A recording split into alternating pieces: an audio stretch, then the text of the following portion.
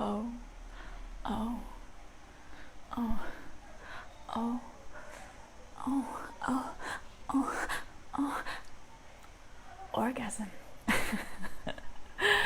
Welcome to my little shot of ecstasy on orgasm and orgasms and all the different types and what we can actually experience, because a lot of us don't really know what's possible inside of our bodies. And I want to shed a little bit of light on our kind of standard ejaculation patterns and orgasm patterns for women and for men, and just talk about this big O, the question of the big O.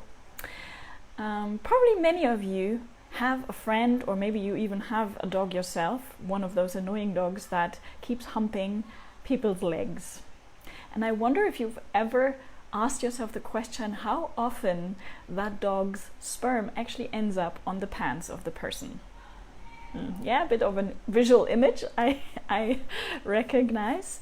But yeah, I just want you to think about that, because the answer to that question is that virtually never. Dogs don't ejaculate onto the pants of a person when they do that movement. And also, I don't know if you've ever heard or probably been around people who like fantasize about like, oh, I would be so loving to be able to lick my own genitals, right? Because we see animals do that, like dogs can lick their own genitals. And the question bears, if they can do that, why don't they actually continue and go all the way to ejaculation? Because they don't. It's really strange. Like, they have the ability to do something that we as hyper orgasming humans, we would really love to do to ourselves, but we can't. We are physically not really capable of licking our own genitals, but animals who can don't necessarily do that. And the same is true for other primates or for other animals in the animal kingdom. Even primates that are very close to us humans are not capable of, or they are capable, but they don't usually orgasm when they masturbate. Many, like the bonobos or even, the great apes, they do masturbate, and you can see that there's even sexual studies that watch monkeys and their sexual behaviors. Is very funny. Just imagine that's your job, looking at monkeys and seeing when they ejaculate. And so there are these studies out there that have shown that primates rarely ever ejaculate when they masturbate. And that's a curiosity, isn't it, when we compare it to the human behavior? Because we as humans, we find it we think it's unnatural if we don't orgasm or ejaculate after masturbation. Like, I don't know about you, but the image of a man or a woman masturbating and not necessarily orgasming is very unnatural. Or as we would see, it's like, maybe there was an interruption, maybe they didn't get to the goal, they didn't get to the point of this arousal state. Well, today I want to pose this, that maybe it's not so natural what we're doing as humans, and I chose my bedhead to reflect that maybe what we're doing as humans in our masturbation and our lovemaking habits is actually not that good for us. Because let's look at it from a biological perspective. Every ejaculation is actually the impulse to procreate. It comes from the first level of sexuality where we're wanting to create new life. So in order for that to happen, a lot of energy needs to be created inside the body. The sperm holds so much of this like really potent energy, and in order to create that, we're needing a lot of energy. So if we overemphasize in these kind of orgasms, if we have a habit of ejaculating, many times during the day, I have certainly friends who do that, or even just twice a week, if we orgasm in this way, we will lose a lot of energy that is usually not, or that's usually required for other things. So the question is then, how can we move sexuality into a different realm? How can we explore sexuality still with the pleasure of deep orgasms, but necessarily without this loss of energy? The reason why we're losing energy is because we're engaging in this one kind of orgasm which uses the pudendal nerve inside of your body. So it connects the clitoris or the top of the head of the man to the brain and creates this very spasm orgasm. So this orgasm that has 7 to 12 spasms inside of your body, involuntary. I'm sure you all know it. I know it to the brim. I've been orgasming literally for all my life, literally, and I'm not joking. So for more than 70, for 30, no 70. I'm not 70 yet. I look very good for 70. No, I'm 36 by now. So I orgasmed literally for pretty much 36 years in my life. And that kind of energy can be very depleting if it's a very quick orgasm like that. So that uses the pudendal nerve, but there are other orgasms possible in female and male bodies. And the reason why we're not familiar with them is because we're mostly using this pudendal nerve as the wiring for our pleasure. So the pleasure just opens in this way, and so your body is really used to just that highway. In order to explore other kind of pleasures, we need to step back from the normal kind of orgasms that we're having, and actually maybe even refrain from orgasming for a while, to explore different areas inside of our bodies and make them more sensitive, make ourselves more become more slow and stop contracting into pleasure, because that's one of the main things that this highway of pleasure teaches us. It teaches us to completely contract our lower end of the body. So everything that's underneath the belly button will start to contract, and your abdominal muscles contract a lot around this kind of orgasm. If you want to explore more tantric orgasms, the deeper, the more wave-like, the more blissful and ecstatic and long-lasting orgasms, you have to stop wiring your pleasure to that pudendal pathway, because there are other nerves like the vagus nerve that you can orgasm from. Let me just look at my notes because I'm not so good with this kind of technical terms. There's the hypogastric and the pelvic nerve that you can orgasm from.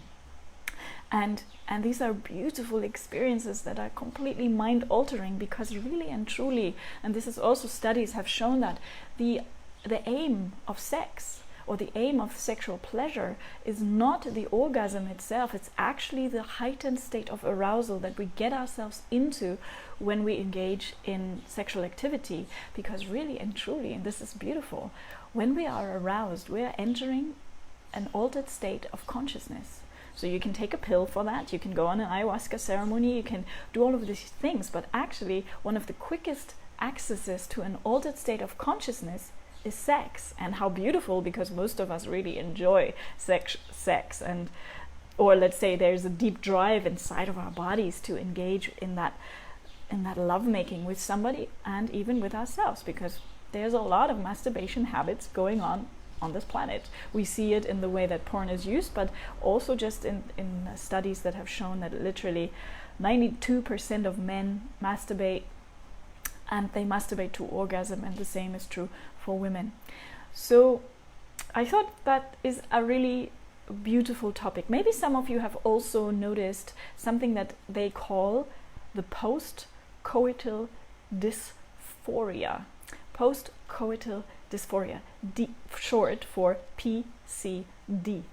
Yeah, there's a name for everything in this world. So that's kind of the post-sex depression or post-sex blues. I don't know if you've ever noticed when you made love to your partner and maybe it was beautiful, and a couple of days later, or even just right immediately afterwards, you feel some sadness arising or some anxiousness, or this feeling of like being a bit unrestful. So there's a spike of hormones and a drop of certain other hormones happening inside of your body that can be responsible for this action inside of you, so that you don't necessarily, it makes evolutionarily sense that you don't, for this contraction orgasm, to create this response for you, because once you have ejaculated, once you have created the act of procreation, of I've put my sperm inside of this woman, or the woman received this sperm, even if you have used a condom or whatever, but evolutionary, you had an orgasm that is for procreation, then it makes sense that now for a little while you don't need to have more sex, especially not with the same partner. So in some way this orgasm actually disconnects you from your partner afterwards for a little while. And let me know in the comments if you've had this experience. I certainly had, and I've also experienced it a lot in my male partners, that there was some kind of a drop and sometimes even a lot of irritability towards me a couple of days later. It doesn't necessarily have to be straight after, but there's this frustration that recovers only after about 14 days of that kind of orgasm. So this is something really interesting to think about and understand, that even for men like or for women and men, the progesterone and the testosterone levels, they change through this kind of orgasm quite a lot inside of your body. And for men, for example, who masturbate a lot every day, what can happen is that your progesterone, man, my progesterone, I think that's how it's said in English, levels, not the levels, but the receptors in your brain get you develop more, so that can cause you to get these man boobs, to get around more feminine belly, to lose muscle mass and all sorts of things. So it's really not that beneficial for you as a man to ejaculate that often. Doesn't mean that it's not necessary or not beneficial at all. It is certainly good once in a while, and depending on your age as well, to have a certain amount of ejaculations during your weeks and lifetime. But the way we've been doing it culturally, and the way we're looking at it as, oh, it's natural to ejaculate, that we should really question. Because as I said in the beginning, if we look in the animal kingdom, masturbation rarely leads to ejaculation. It actually just leads to that heightened state of arousal, and they enjoy that and then they let it go. And maybe that's something we need to learn from. Maybe most of us don't even know what we would feel like if we would stop using our normal masturbation techniques and the clitoral or the kind of spasm orgasm, because many people have reported when they stay away from that for even just 21 days in a row, that all of a sudden a very deep and different clarity arises in their being, and they are much more connected and they have much more energy. So this might be true for many of us who often find themselves in a kind of a haze that is from these orgasms that deplete our energy too much. And then for the men, of course, there's a bit of a topic around blue balls and like, oh, if I don't ejaculate, then I'm going to get pain. And from my experience, this can be a phenomena that happens to men, but there are ways. There are ways to get around that, and usually it's a phenomena that just happens in the beginning. And once you get used to using your sexual energy differently, once you're using breath, more movement, more sound, this energy will not get stuck inside of your testicles and inside of your lingam. Literally, there's a little bit of a reprogramming happening inside of your genitals that takes a little bit of time and will create a bit of pain for a little moment. But if you're disciplining yourself enough and you're actually committing to stopping this kind of orgasm for a little while, your genitals will actually return to a state that will not require you, or will not enable you to have all of this pain. So it's definitely not, it's a phenomena that people experience, but it's not natural, and it doesn't last usually. It will, your body will adapt. That's quite interesting. Yeah. So that is my little download on orgasms. For the women, there's like so many different orgasms possible. We can orgasm in the G-spot, the cervix, the K, the A. I mean, there's like loads of different names for all of these orgasms, and really and truly you can't separate them. There's no like cut through, oh yeah, now I just had this orgasm or that orgasm. These orgasms for women usually feel more deep, more long, they expand longer, they go through the whole body, and they're just overall much more delicious, rather than this one contractive and then it's over and you're tired. They are expanding, and they usually invite more. And the same is true for men. Like I've experienced Simon having super magical full body orgasms where his whole body is in shakes and shivers, but not contracting, but relaxing through everything. So yeah, there's so much to explore, so much of pleasure to understand inside your body. But if we always go the same pathways, if we're always engaging into our old highways that just give us this quick fix release, we're never really going to go to other places. That's just normal. If you always do what you always done, you always get what you always got. One of those sayings, right? So I invite you to explore your pleasure in different ways, and one of the ways that usually to access that is to give a bit of give a break to your natural or normal habits. They're not necessarily natural, they're your learned behaviors. So give a break to that. Maybe go on a 21-day abstinence of clitoral or spasm orgasm kind of the pudendal nerve. Just give that a little rest and explore sexually different ways. Slow down, breathe deeper, allow yourself to go like on a stairway to heaven, explore the plateaus of sexual energy, and then rise again with more breath and movement. There's a lot to explore. And obviously, if you don't have a partner, or even if you have a partner but you don't really know how to do that, it's very important that we start with ourselves. We start exploring how sexual energy can flow inside of our body through reprogramming our masturbation habits. Because let's face it, we all do it. Don't tell me you're not masturbating, because I haven't met many people who really have never masturbated in their life. Literally, I have met 0 people. And it's something that is very, very important to your sexual experience, because what you practice with yourself will be your experience with your partner. So if you give yourself only 3 minutes of quick fix tension release, then don't wonder about the fact that you can't last any longer with your partner in the bedroom, or that it's over very quickly, or that you don't even get to any point of real beautiful lovemaking, because your body is just used to that one highway, that one pudendal nerve orgasm that your brain is like craving. But it's a bit like an addiction. You have to wean yourself off of it for a while. And I'm not saying that clitoral orgasms are bad, or any of these spasms orgasms are bad as such. We're just overdoing them culturally. We're doing them too much. There are some people who literally have dropped them completely, and they're not engaging in any of these clitoral or contractive orgasms anymore, and they report that they feel amazing.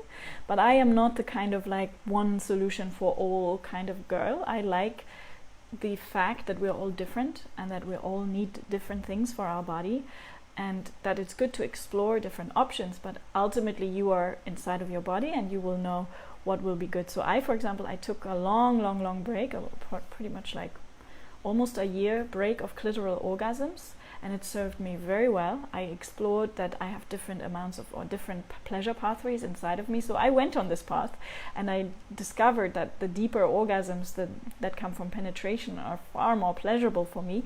But still now, I sometimes use clitoral stimulation, and I also, not so often, but I do clitorally orgasm, and I enjoy that just with all my body and with all my heart, because it's been given to us also. So I'm not saying they're bad, but I'm saying we need to look at our habits around that. Okay, this was my bedhead shot of ecstasy on a Thursday, and I hope you enjoyed it. I hope you learned a little bit about yourself, and I'm wishing you a beautiful orgasmic day.